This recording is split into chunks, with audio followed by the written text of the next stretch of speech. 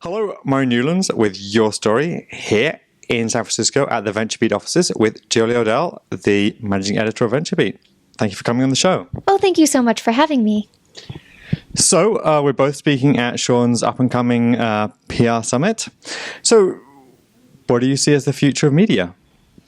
I've had so many very recent conversations on exactly what that means, and being part of one of the bigger technology news sites on the internet right now, we have conversations about this every day, and there's a huge push and pull between the kinds of things we want to create in media, the things we want to serve to our readers that they're going to love and eat up, and then they need to pay for that and to make that possible for readers who are not going to pay for it themselves. So for me, that's the number one problem in media right now. It's a balancing act. It's always been.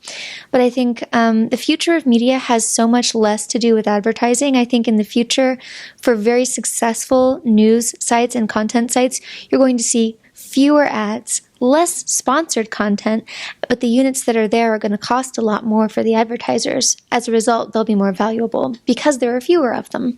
And that will, of course, allow the readers to have a much better experience than the one they have now, where it's just billboards, pop-ups, rah, rah, rah, all in your face, and you can't get through to the content that you actually want to read. Do you see more, obviously you guys run a lot of conferences and there's a lot of revenue source there. Do you see you doing more things like that where you create revenue opportunities which effectively fund the publication and that enables you to really just concentrate on the content? Right now we have so many balls in the air when it comes to finding revenue that doesn't come from in the form of, banner ads, for example. Right.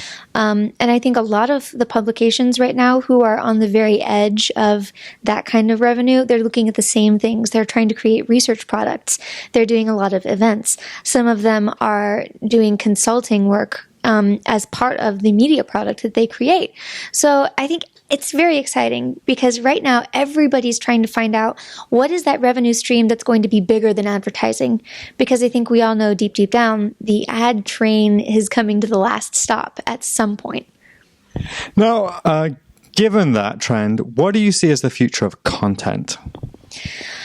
I have a wish. I have a dream in my heart that someday the content that we have online would be as glorious and even better and richer and better researched and more substantial than the content you can find offline. I mean, you'll always have People magazine type content, BuzzFeed. There's always a parallel there.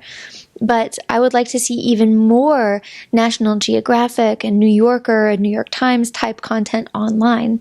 And I think that we can get there. I think the future of content is going to be rich and diverse.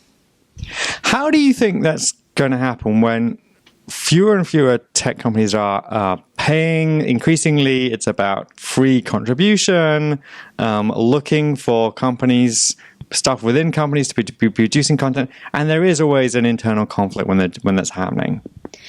That's the kind of thing I wouldn't really know much about. I'm very, very fortunate to work at a publication where we pay all our writers top dollar and we pay our freelancers. We don't do unpaid. We get what you pay for in terms of content. If something is free, it smells free.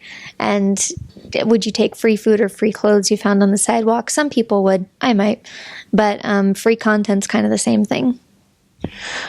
What have been some of the pieces of content that you've created recently that have been most successful, and why do you think that is?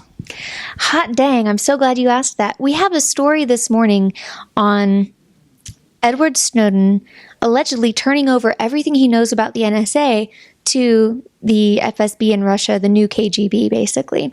And we got that because one of our writers got on the phone with a former KGB general. Now that is how you do content. You get someone who knows how to tell a great story, match them up with someone who has a great story to tell, and you make that magic happen. You make it as good as you can possibly make it. We had like 9 different editors working on this story to make sure every comma was in place, every word was factual, and even the picture was spot on. So it took a lot of work and a lot of nitpicking, but I think you can't just sit down and make this stuff up. You really have to do the work. Now, YouTube buying Twitch TV, a lot happening. Obviously, you do a lot of video, a lot happening in the video space. Where do you see the role of video in content and for publications such as yourselves? I think for us, we've been working on our video strategy for a few years. And we think that what people love to see when it comes to video, they don't want to have a talking head just blabbing at them about what the headlines of the day were. They can get that from an RSS reader. What they want is the showing, not the telling. They want to say, okay, I went to this really crazy cool event where Sony is showing me this flying doodly hickey, and here it is. I've got it in my hands. Here's how it works. Here's where the buttons and switches are. Here's the thing itself in action. I think that's the kind of stuff that people really, really want when you have to show, and telling just won't do. Fantastic. If people want to connect with you, how do they do that? I'm at Jolie Odell on Twitter. Jolie, thank you very much. Thank you, sir. Murray Nunes with YourStory. I'll see you next time.